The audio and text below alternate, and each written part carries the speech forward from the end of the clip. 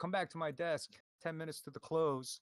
Whereas before I would force a trade. Now it's more like, ah, fuck it. I might as well just shut down and go home. There's always tomorrow. Because it's the recognition that trading is a business.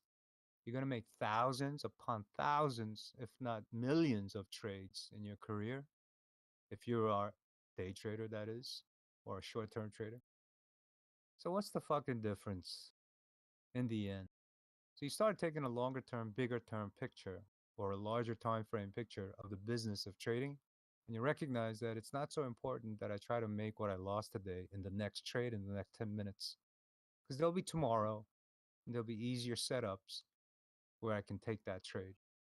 So instead of that turning into something like, oh my God, all of a sudden now I could make and find better trades and make more money.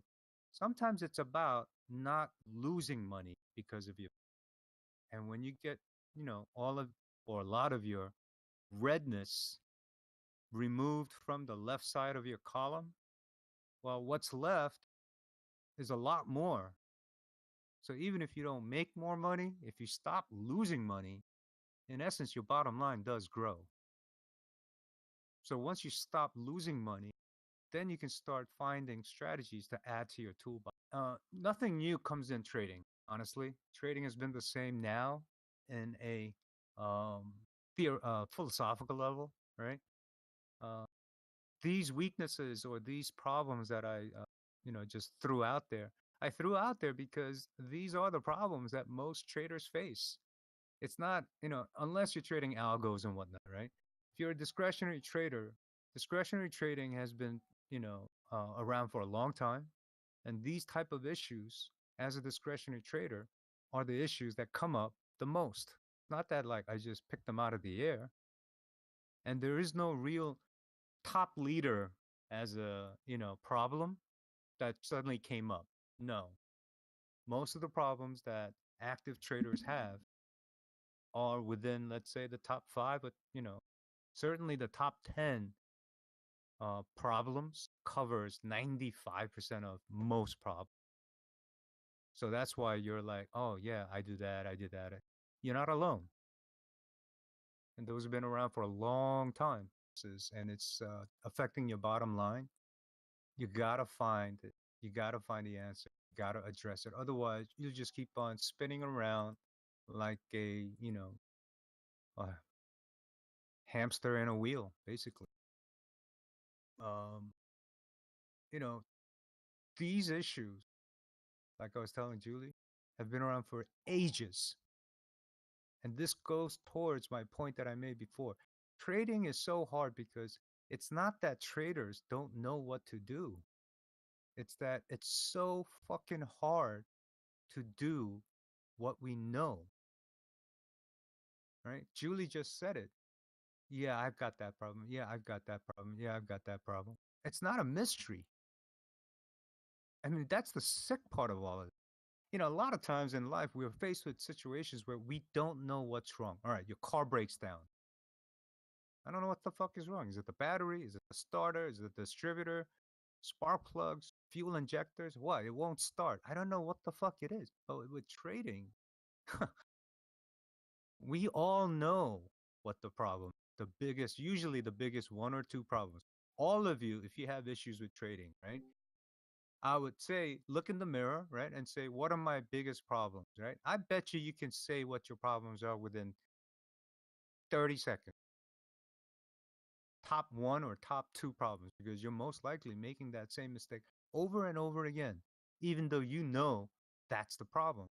It's not the answers, by the way, to all of these issues that I brought up, or, issues with problems with traders that they have specific to their personality. It is not a executable mechanical solution. All right. Reducing your position size so you don't care, etc. These are what I call mechanical solutions, right? The longer term answer to really coming to grips with what it is that's causing this, right? You need to get to the root of what's causing it and pull those roots out, right? In the end, it comes down to attitudes and beliefs that we all have come to, you know, trust. Right? That's all it is. So what you think about profits and losses in your case is what's determining whether you can let profits run or not. But in any case, Vegas pro poker player, he actually moved out there. I know a lot of guys who moved out there to be pro poker players, and all they talk about in playing poker is that you're not beating the game. You can't beat the game. You're beating some tourist that comes into Vegas and just wants to have fun. He's literally just giving them money. But you never play against other locals and other pro players, right? They need what they call a positive expected value, or EV for short. I don't know if there are any poker players in the room, but they're looking at statistics, right? You're looking at what's on the table. You're finding out in your head, all right, so this guy's probability of having such an XYZ hand is this. This is what I have, and so on. Trying to read a little bit about the, person that you're playing against. In the end, what is this? Positive or negative EV, right? And it's a concept that you can actually bring into trading in more ways than one. Stop that about poker. But yeah, there's a lot of courses. It works, but I found that if you simply go into a good place, quote unquote, by meditation and whatnot, and you come back in front of the screens, in my experience, it doesn't work for a lot of traders. And that's because if you just zone out and get to a neutral mental state without actually addressing what's causing these issues, sooner or later, you're going to be right back with those issues. So in the end, you do need to grab the bull by the horn, look in the mirror and say, what are my problems? And have to have solutions to address them. You can't just be in a meditative, good space, come back to the battle of trading Just to break and it up, expect yourself. I'm sorry? meditation is not only to be in a calm state, but it's also about reflection. So it can be a hard place for yourself as well. Okay, fair enough. I'm not a meditation expert.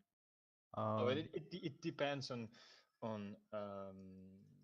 what you think about of your own meditation and how you do it.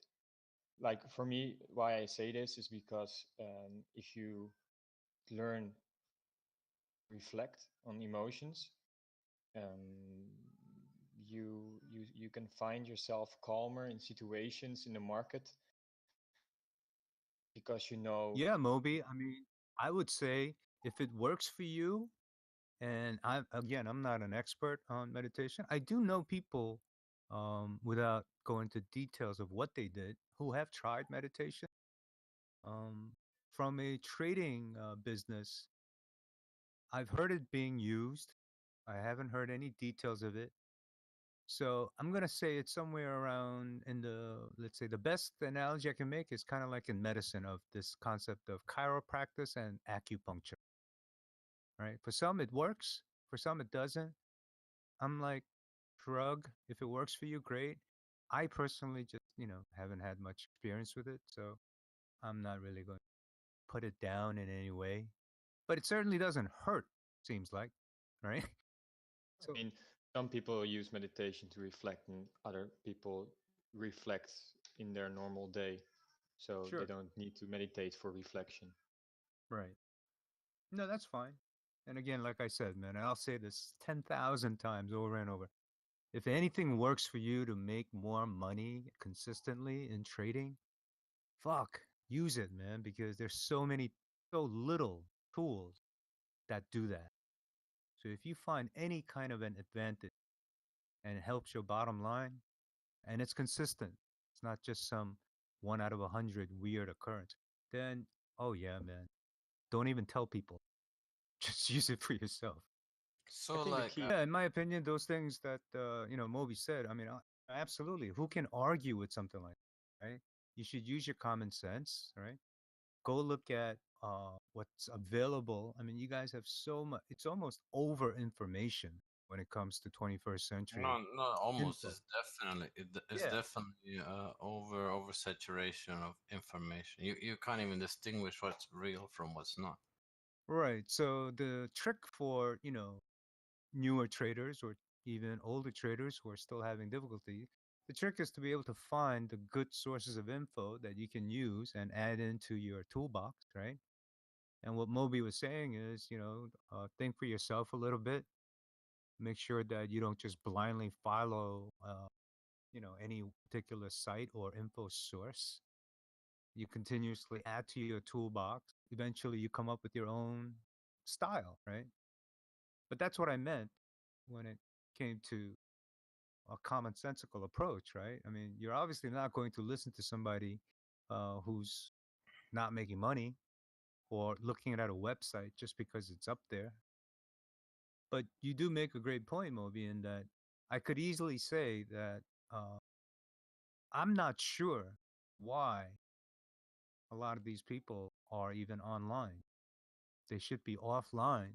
They should have their trading screens in front of them and studying.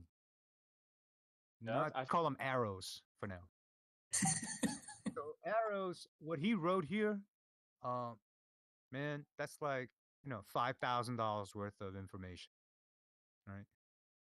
And without having actual, I don't know if he'll agree, but it's a difficult concept to coach somebody without being a one-on-one.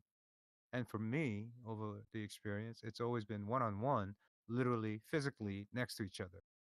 Maybe these days you can do it through video conferencing and real time and whatnot, but it's still not the same. I remember one time when somebody, one of my senior traders, uh, I was doing something, and he smacked me on the back of my head while I was watching the screen and trading. I was like, "What the fuck?" And he's like, "Why'd you put that trade on?" And I was like, oh," and he smacked me again. He says, "The fact that you go, means that you put on a dumb trade. If you don't know why you put a trade on, then obviously it's a dumb trade. So write it down or whatever, right?" And this was in the beginning. And what Arrows is talking about, that's all very similar. Some people help are, it's good to write notes and memos and jot down everything about your trading day and whatnot, what your mental state was. Some people, it doesn't work as well.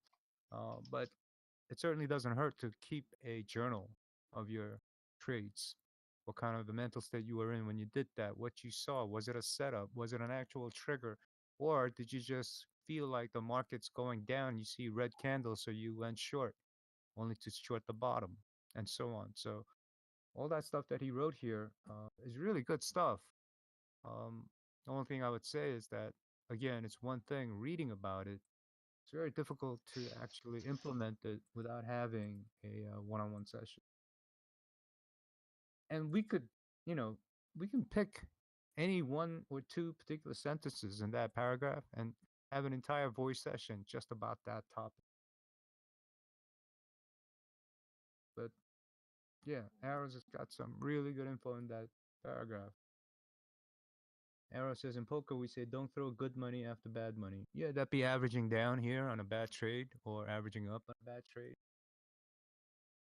If it's within your strategy to scale in or scale out, fine. But if you are just averaging in because it went against you, yeah, usually not a good thing. Many ways to skin this cat. And again, I'm going to oversimplify by saying there's so many ways to make money. Trick is to make consistent money, right? And I'm going to go against arrows here because I'm going to say something which is somewhat uh, counterintuitive, Controversial. or maybe, yeah, maybe slightly controversial. There are some methodologies that make traders consistent money, and yet we cannot put a quantitative, analytical, positive EV, nor can we do a historical backtest of that particular quote unquote system because it may not be one particular setup that you're trading, right?